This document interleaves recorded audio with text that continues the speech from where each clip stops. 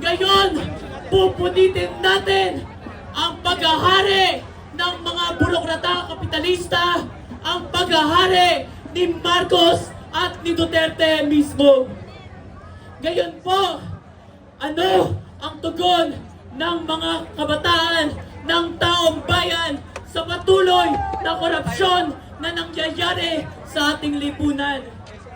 Sabay-sabay po nating ipinahiya ang mga Nepo baby mula kay Marcos at kay Duterte mismo. Sabay-sabay po nating pinahiran ng putik, pinatuhan ng pintura ng putik ang bahay ng mga kurakot ni Diskaya, ang opisina ng DPWH.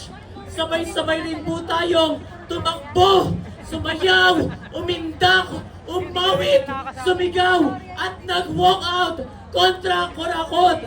Ito ay patunay lamang po ng patuloy na paglaban, patuloy na galit ng taong bayan.